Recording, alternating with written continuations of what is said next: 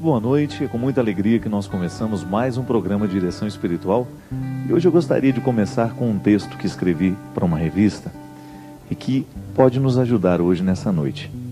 O texto chama-se Silêncios e Palavras. Na palavra, a comunicação se realiza. No silêncio, ela se completa, pois a compreensão se concretiza a partir do silêncio.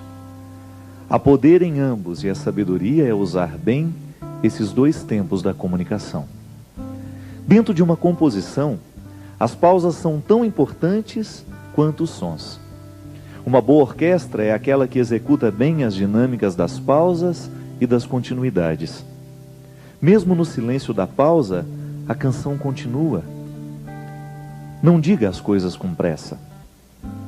Mais vale um silêncio certo que uma palavra errada. O poeta mineiro Carlos Drummond de Andrade recomendava aos poetas: convive com os teus poemas antes de escrevê-los. Tem paciência se obscuros, calma se te provocam.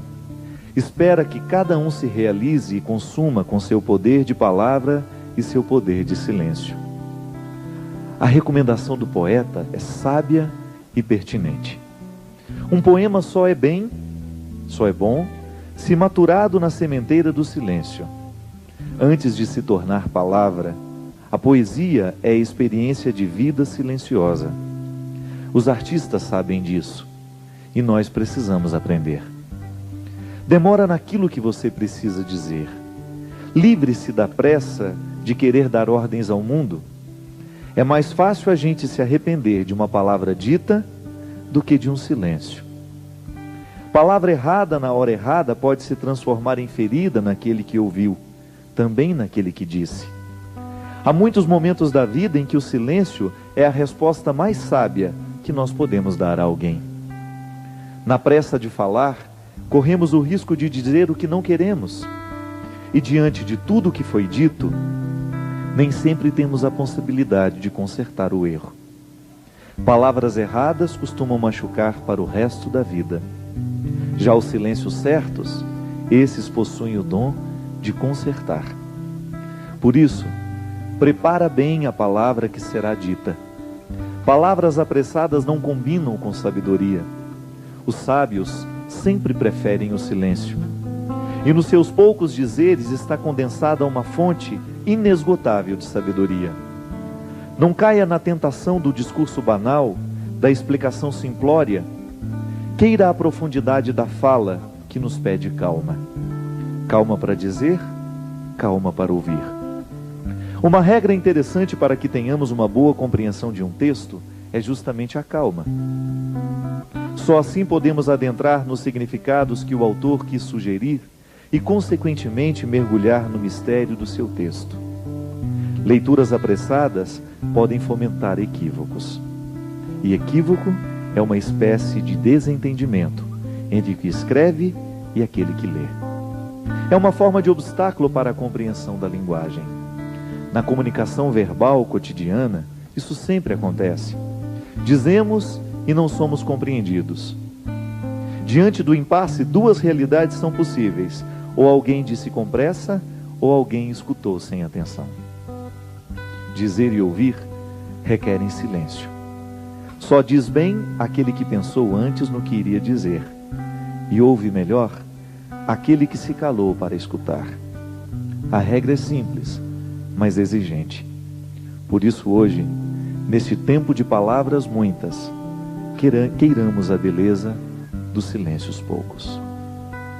É nessa mística da palavra que hoje nós queremos começar o programa Direção Espiritual. Eu sei que muitas vezes nós somos vítimas das palavras malditas.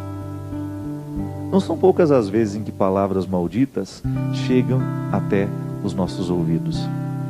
Uma palavra pode ser maldita por causa do conteúdo que ela tem, ou então por causa da forma. Hoje eu estava lendo um texto, coincidentemente, falando da música das palavras. E o escritor estava dizendo que para cada palavra há uma música diferente que nós podemos colocar nela.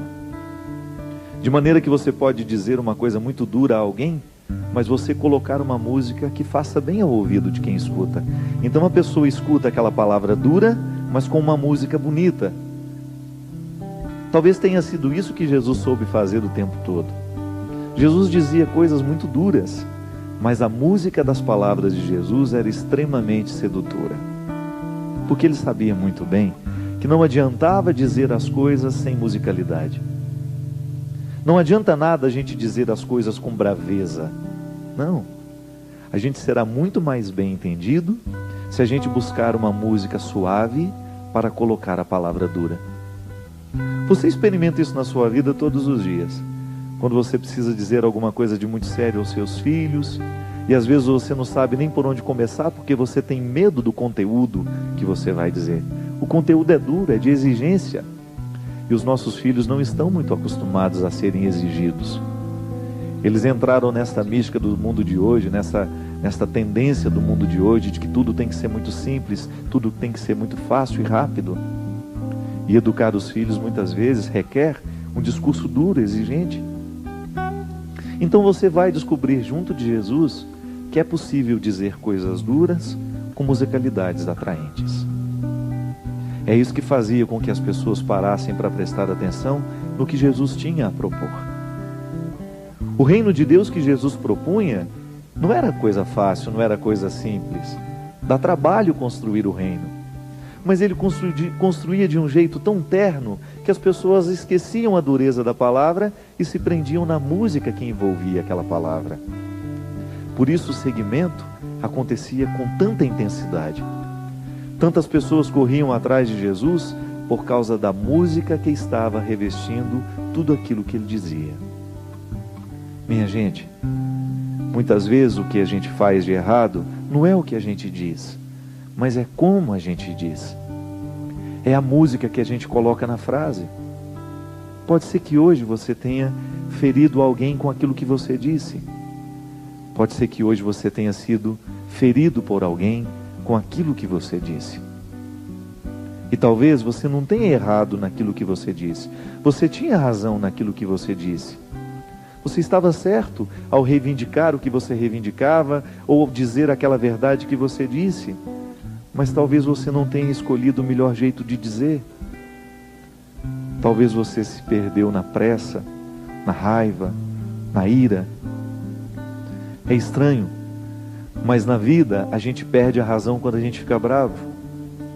Na vida a gente perde a ternura quando a gente se irrita, porque a ira, ela tem o poder de retirar de nós a sabedoria. E quando nós estamos fora da sabedoria, geralmente nós não sabemos colocar músicas nas palavras.